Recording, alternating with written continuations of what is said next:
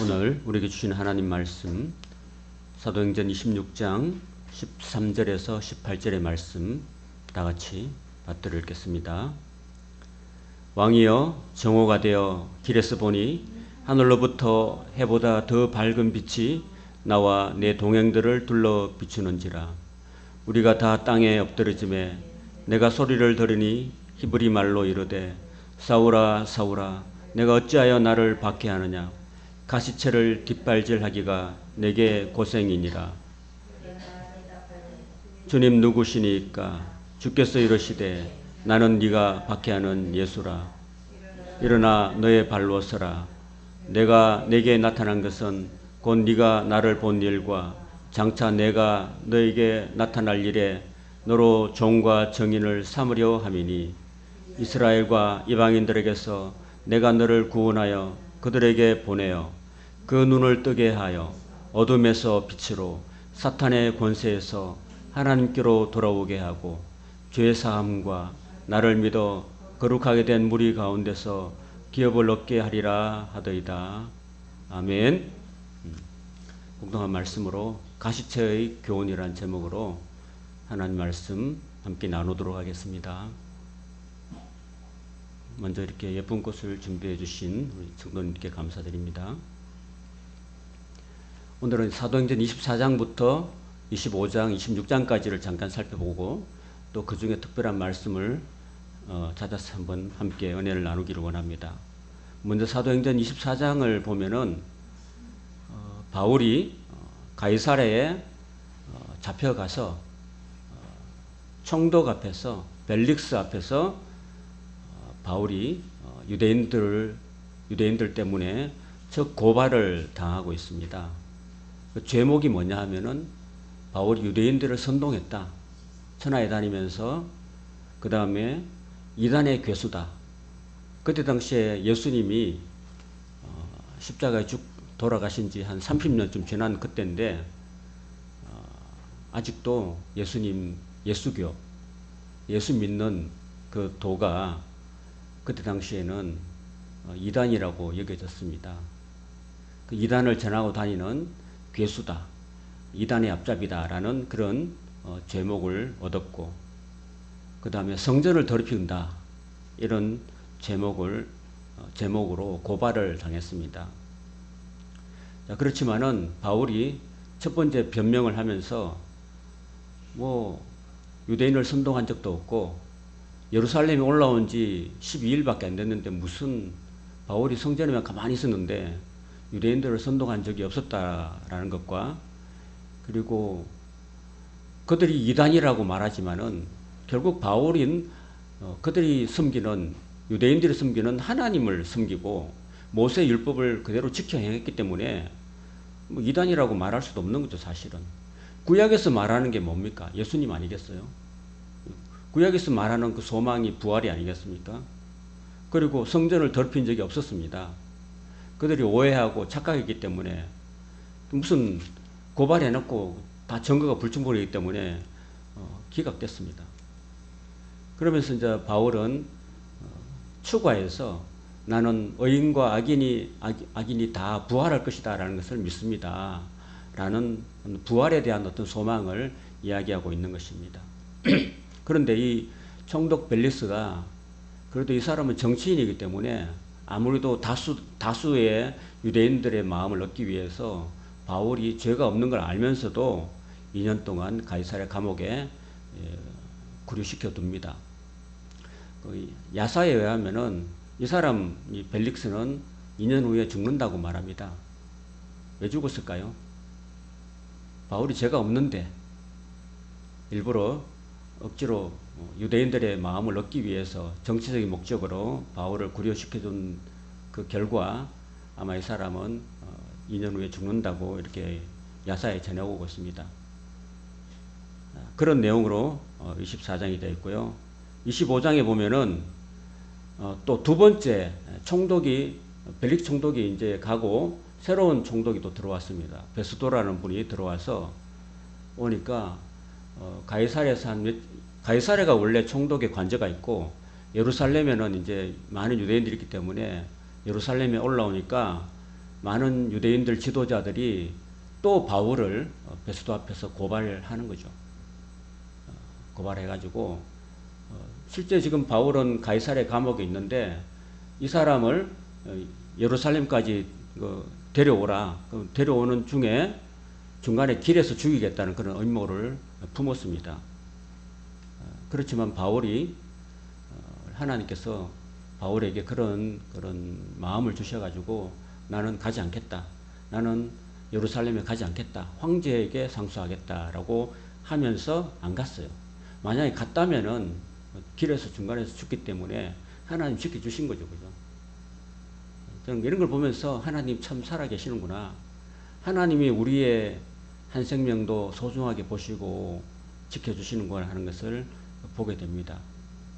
그래서 유대인들이 또 닷새 후에 쭉 내려왔어요. 내려와서 바울을 전과 같이 또 이 사람은 율법을 범했고 성전을 모독했고 또 황제를 모독했다라는 죄목을 덮어씌웠는데 바울이 지금 감옥에 있고 무슨 그런 일을 할 겨를이 없는데 증거불충분으로 두 번째 고발도 기각됐습니다. 그리고 결국 베스도 총독에 의해서 로마로 가기로 결정됐다라는 내용이 25장의 내용이고 26장에 보면은 이제 그때 당시에 갈릴리 지역을 통치했던 분봉왕이 있었습니다. 그러니까 나눌 분자. 이스라엘 전 지역을 4명의 왕들이 다 나누어서 통치했는데 그 통치자들 말고 총독이 제일 위에 있고 그 다음에 이스라엘을 4분해 가지고 4분의 1씩 나누는 그런 분봉왕이 있었는데 그 분봉왕 중에 한 분이 헤롯 아그리빠라는 사람인데 아그리빠 왕과 그리고 그의 여동생이었던 버니게 그리고 많은 고관 대작들이 이제 바울에 대해서 관심을 가지고 또 유대인들이 많이 바울을 죽이려고 했기 때문에 내려와 가지고 새로운 총독에게 인사를 하는 차 바울의 말을 한번 들어보고 싶어 했습니다. 그래서 사도 바울이 베스도의 그 명으로 불려와서 자기 이야기를 하는 거예요. 자기 이야기를 하면서 나는 옛날에 당신들처럼 예수 믿는 사람들 그런 사람들을 이단이로 생각하고 내가 열심을 내가지고 예수 믿는 사람들을 다 잡아서 감옥에 가두고 그 열심히 특심해가지고 외국 성까지 내가 잡으러 갔다. 잡으러 가는데 잡으러 가려면 어떤 그 권한을 받아야 되잖아요. 그래서 대제사장으로부터 권한을 받아가지고 공문을 받아가지고 다메섹까지 갔다. 가는 중에 길에서 대낮에 정오에 햇빛보다 더 밝은 빛이 우리 일행을 확 둘러 비추었는데 그 빛이 비추질 때 우리가 다 말에서 떨어졌어. 땅에 떨어졌다. 땅에 떨어져 가지고 있는데 소리까지 들렸다는 거죠. 소리가 들렸는데 어떤 소리가 들리냐면은 사울아 사울아 네가 왜 나를 박해하느냐. 네가 가시체를 뒷발질하는 것이 네한테 고생이다. 이런 말씀이 들려온 거예요. 가시체를 뒷발질하기야 너에게 고생이다. 이런 말이 들려온 거예요. 이게 무슨 말일까요? 우리나라에 가시체가 있나요? 우리나라 농사할 때 가시체는 별로 없는 거죠. 그죠? 자, 오늘 제목이 가시체의 교훈인데, 자, 가시체가 이렇게 생겼습니다. 길쭉한 긴 작대기 있잖아요. 긴 작대기를 가지고 외국에서는 그렇게 농사 지을 때 소 2마리를 이렇게 명에다가 메고 이렇게 밭을 가는데 소는 어떤 역할을 합니까? 주인이 시킨 대로 앞으로 나가면서 밭을 갈면 되잖아요. 근데 가끔씩 소가 말 안 듣는 소가 있어. 그럼 그 소가요, 말 안 듣고 있어. 안 가. 안 가면 어떻게 할까요? 주인이 긴 막대기 끝에다가 뾰족한 이렇게 날카로운 그런 걸 이렇게 딱 꼽아 놔가지고 툭툭 엉덩이를 찌르면 이제 어떻게 해야 돼요? 가기 싫은데 막 주인이 찔러 뒤에서. 그럼 어떻게 해요? 안 가. 안 가고 어떻게 해야 돼요? 뒷발질이야, 뒷발질. 뒷발질 하는 거야. 뒷발질 막 하는 거야. 가기 싫은데. 근데 그 밑에도 이렇게 이것도 갖다 대고 있는데 뒷발질 하는데 이 가시체가 찔리는 거예요. 그죠? 그러면 누가 아파요? 지가 아픈 거지. 지가 뒷발질하면서 가시체에 막 차니까 지가 아픈 거지. 누가 아파가요? 그거야, 그거. 그 주인이 가라고 그러는데 안 가는 거야. 안 가는데 주인이 그러면 툭툭 찌르면은 그냥 안 가고 섰어. 그 뒷발질하고 이런 모양을 이야기하고 있는 겁니다. 그래서 주님께서 바울한테 가시체를 뒷발질하고 있다고. 그러면 니만 손해잖아. 이렇게 얘기를 하신 거예요. 그게 그런 걸 보면서 오늘 가시체 교훈이라는 생각을 해보는데요. 여러분, 우리 인생은 누가 만들었어요? 우리의 생명은 어디서 왔어요? 하나님부터 왔잖아요. 그죠? 그렇죠? 우리 인생은 하나님부터 온 거예요. 태초에 하나님이 천지를 창조하시고, 그리고 다 만들어 놓으시고, 그 다음에 마지막으로 사람을 만드셨잖아요. 하나님이 그 사람을 흙으로 만들고 난 다음에 그 코에다 생기를 후 불어가지고 생명이 돼가지고 사람이 된 거죠. 하나님의 모양과 형상대로 만든데, 그리고 결국은 하나님이 인간을 만드신 목적은 인간하고 사랑하기 위해서 만든 거예요. 그러니까 인간의 궁극적인 목적은 하나님과 교통하고 교제하고 사랑하기 위해서 지음받은 존재라는 거예요. 궁극적으로. 그리고 모든 인생의 주인은 누굴까요? 하나님이시다라는 겁니다, 여러분. 소의 주인은 누구예요? 소주인이 소주인이지, 그죠? 안 그래요? 그 소는 그냥 주인의 소유잖아, 그죠? 소가 주인이 어떤 소 2마리를 사가지고 밭을 갈기 위해서 샀어요. 그러면 그 소는 주인의 소유잖아요. 그럼 주인의 말을 들어야 되지, 그죠? 우리도 마찬가지죠. 우리 모든 인생은 다 하나님이 쓰시는 어떤 하나의 종이다. 하나님이 부리시는 하나의 소 같은 그런 일꾼이다. 종이다. 이런 겁니다, 결국은. 바울도 하나님을 열심히 섬긴다고 하면서 예수님 믿는 사람들 잡아당기고 또 스데반 집사님을 죽이는데 찬성 투표를 하고 앞장서고 그랬다는 거죠. 그런데 그게 하나님 뜻이 아니었어요. 자기는 그게 하나님을 위한 일이라고 생각했지만은 그게 하나님의 뜻이 아닌데 하나님과 반대되는 길로 갔어요.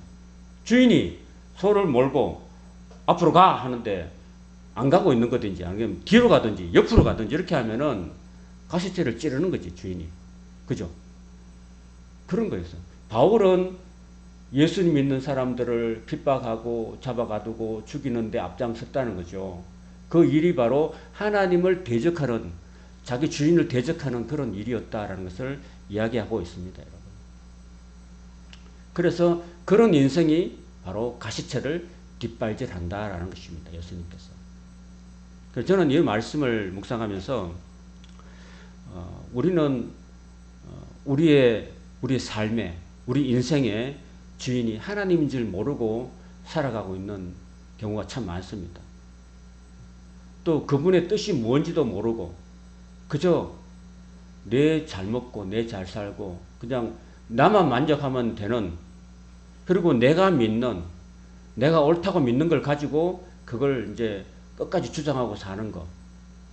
어쩌면은 사도 바울은 예수 믿는 사람을 대적하는 것이 하나님을 위한 길이라고 철저하게 믿고 그렇게 생각하고 살았던 사람이에요.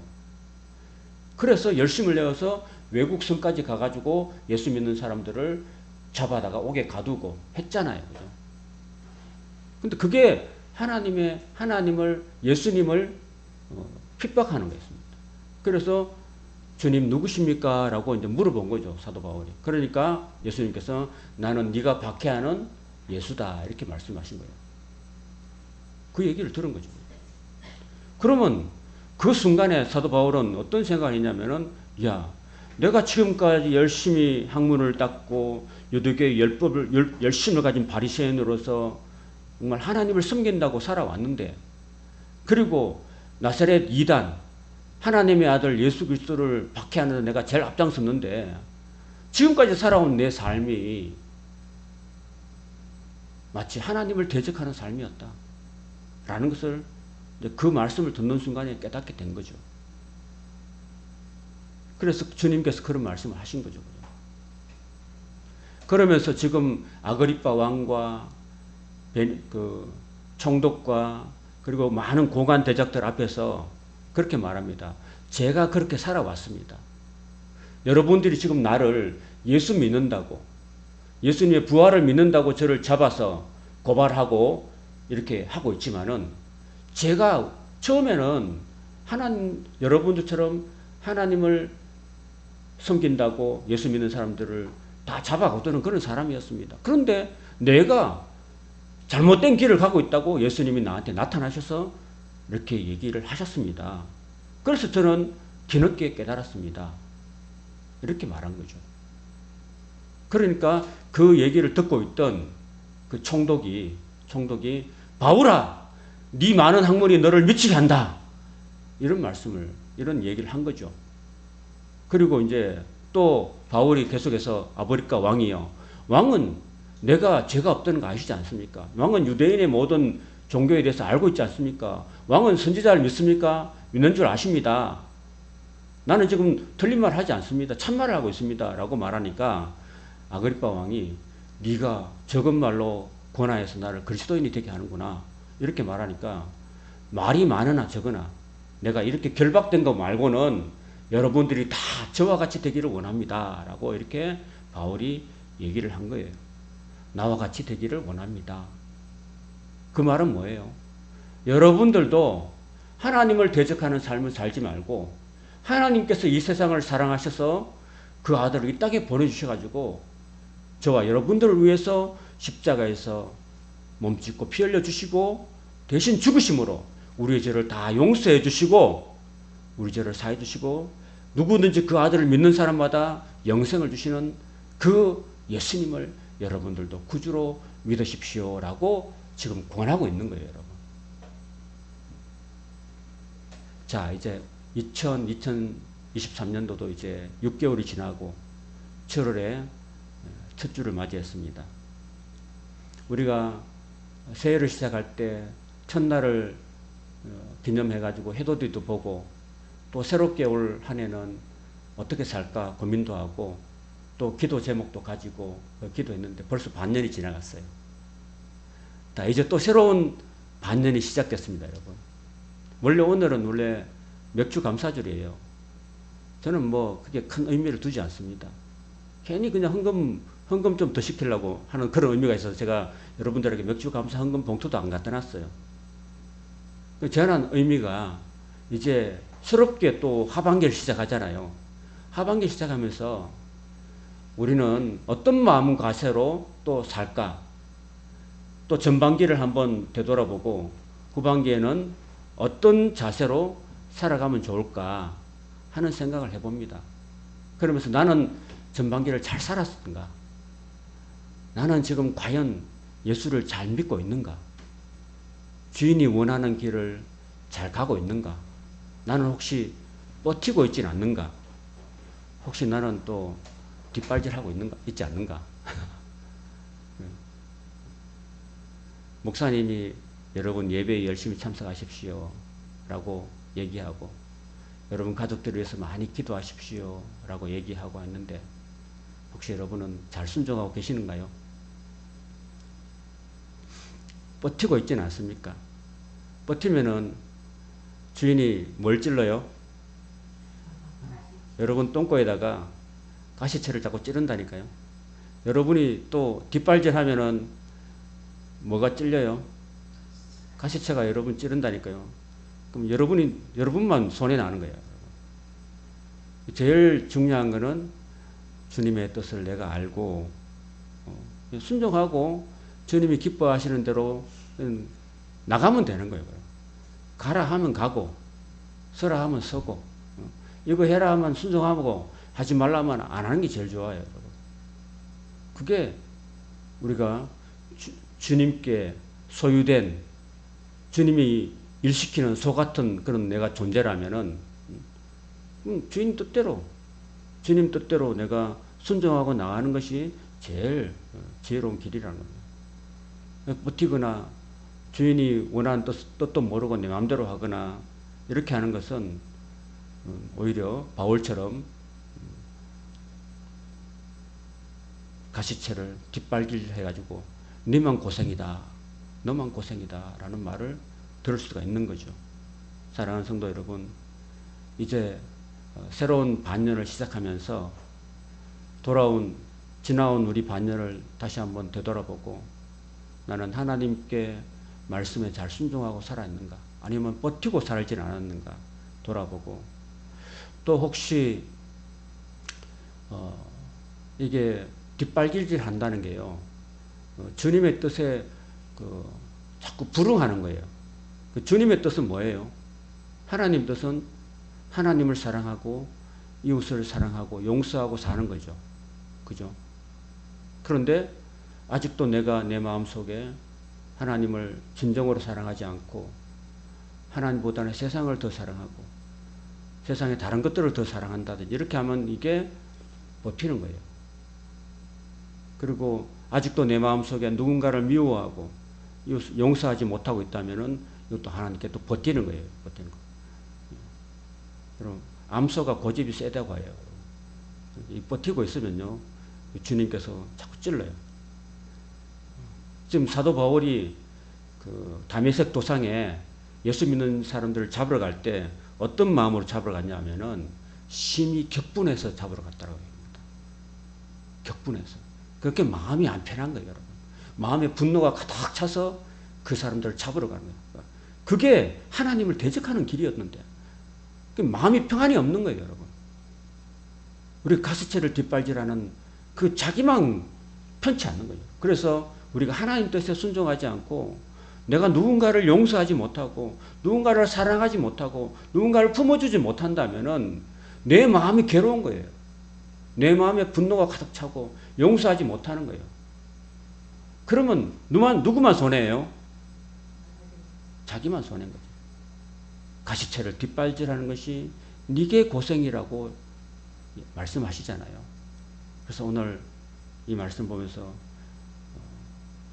여러분 마음에 불을 품고 있으면은 내 마음만 타지 상대방은 안 타요.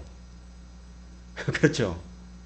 저도 사람이라서 사람이 어떤 사람을 대해서 참 미운 마음이 생길 수도 있어요. 그죠?